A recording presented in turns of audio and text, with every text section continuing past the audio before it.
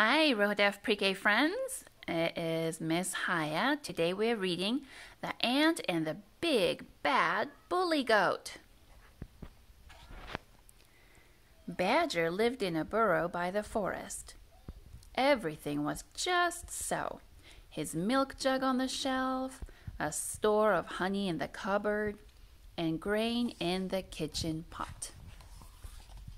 One fine summer's day, he went into the garden to pick cabbages for his soup.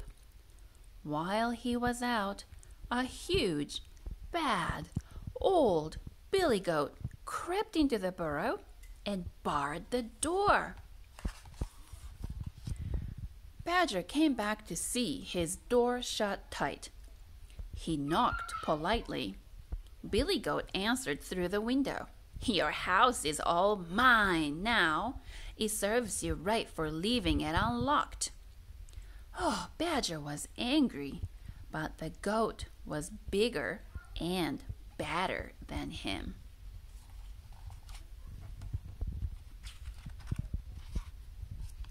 So off he went to see the old bull down the lane, who was feared by all the animals in the village.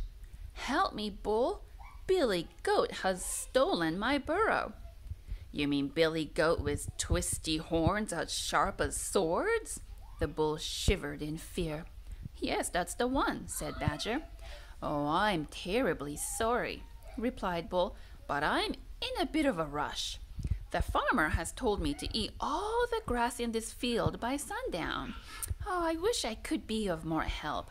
Why don't you go and ask Boar?" On the way past his burrow, Badger heard the goat tip over his milk jug and slurp up all his milk. Badger stomped off to see Boar.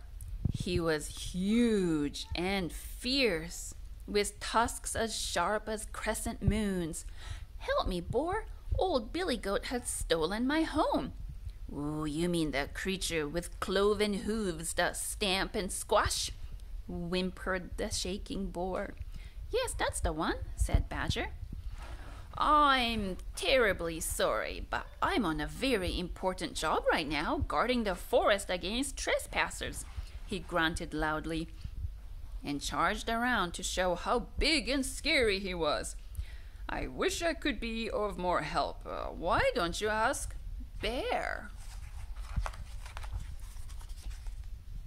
On the way past his burrow, Badger heard Billy Goat smash a jug and lick up all his honey.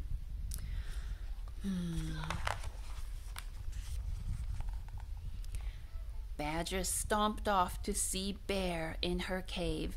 She towered over Badger. The claws in her paws could cut a tree in half. "Help me, Bear.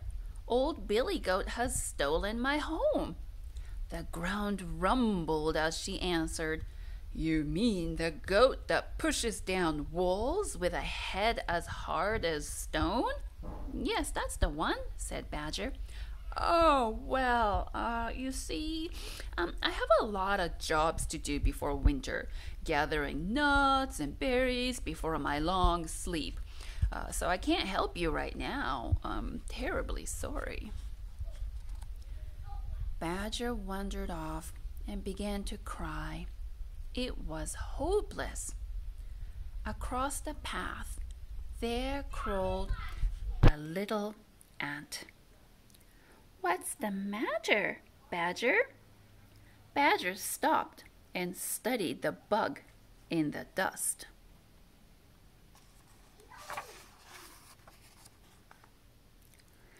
"Well, nothing you can help me with, little ant." "Well, why don't you tell me about it and we'll see," suggested Ant. Badger told him the whole story, and Ant came up with a brilliant idea. "But, my dear Ant, are you quite sure it will work?" asked Badger. "Well, we can only try," said Ant. Badger nodded, and off they set. As they approached the burrow, Badger hid behind a tree. Goat had smashed open the grain pot and was busy stuffing himself. Ant crawled up the door and through the keyhole. He climbed onto the table and shouted as loud as he could, "How dare you make such a mess of Badger's house? Leave right now and I will not harm you." Goat looked around, unable to see where the voice was coming from.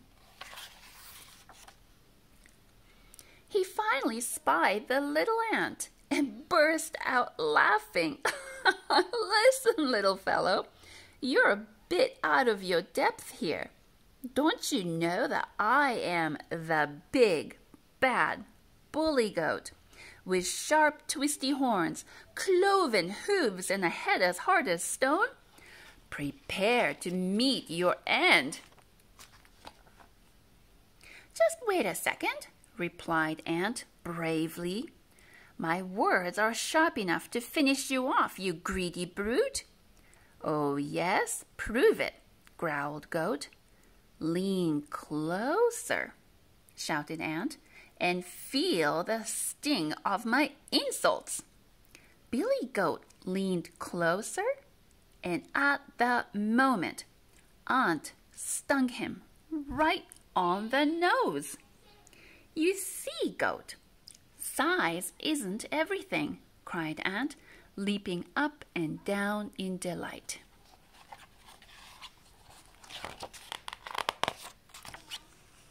As for Billy Goat, well, he screamed, and his nose swelled up so much he couldn't see a thing.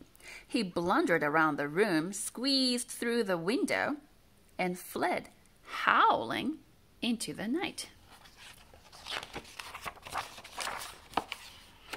Badger ran out from his hiding place and to thank Ant with all his heart. He saw that good things sometimes come in small packages. Ant and Badger became the best of friends and lived together in the burrow for the rest of their days. So, my dear friends, you're never too small to help a friend or a family in need.